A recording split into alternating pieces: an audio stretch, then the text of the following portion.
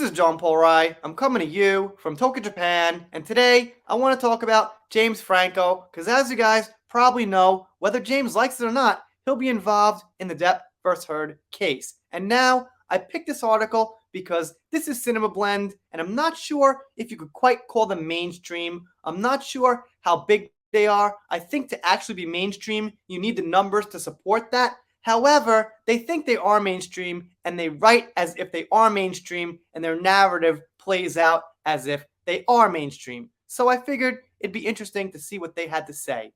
The article starts off, looks like James Franco will be a part of Johnny Depp and Amber Heard's still ongoing lawsuits after all.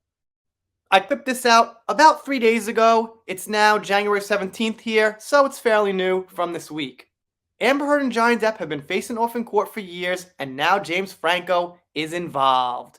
Celebrity couples have been capturing the attention of the public for decades, and this trend is showing no signs of slowing down. Johnny Depp and Amber Heard know this all too well, and they're constantly making headlines for the ongoing legal battle related to their divorce, and it looks like James Franco will be part of Depp and Heard's legal battle after all. So they gotta start off with some nice little introduction.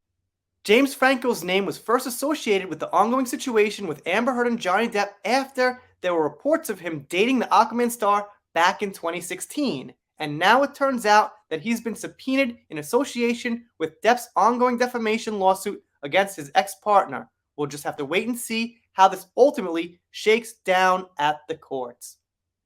I know, celebrities date a lot of people. They get out there, but it looks like Amber Heard dates a really lot of people. Like, who hasn't she dated in Hollywood who's willing to date her?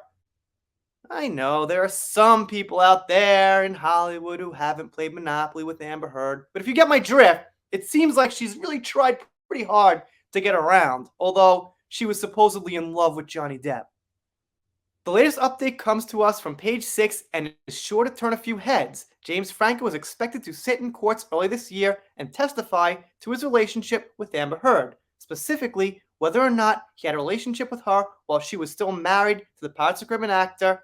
Depp's team is also reportedly interested in whether or not Franco ever saw any bruises on her, as Heard has alleged physical abuse against him. Will he tell the truth? That's the big question. That's one of the reasons, everyone's thinking about James Franco right now. I don't trust the guy. I don't like him so much. Just saying, that's my opinion. It might have even been best to leave him out of it, because who the heck knows what he's going to say. However, when you're there, when you're under oath and the lights are on you and the consequences are kind of going through your mind, I think a lot of people probably would tell the truth in that situation. For those unfamiliar, the libel lawsuit comes from Johnny Depp's team in response to an op-ed Amber Heard wrote back in 2018 where she claimed she was a victim of domestic violence while the Magic Mike XXL actress didn't actually name her ex-husband. Depp maintains it was clearly in reference to him. Now, this thing was written like this week, so I guess that's nice that they didn't say Mera, because, who cares about Mera? And that reminds me not to see Magic Mike XXL, whatever the heck that is. James Franco was seemingly brought into the legal proceedings when 2016 surveillance footage showed him entering an elevator with Amber Heard. According to Johnny Depp, this was 24 hours after the couple had a blowout. She claimed Depp gave her a black eye. Add in the rumors of Franco's affair with her, and the Pineapple Express actor has become a key part to the situation. We'll just have to wait and see how it ultimately goes down in court.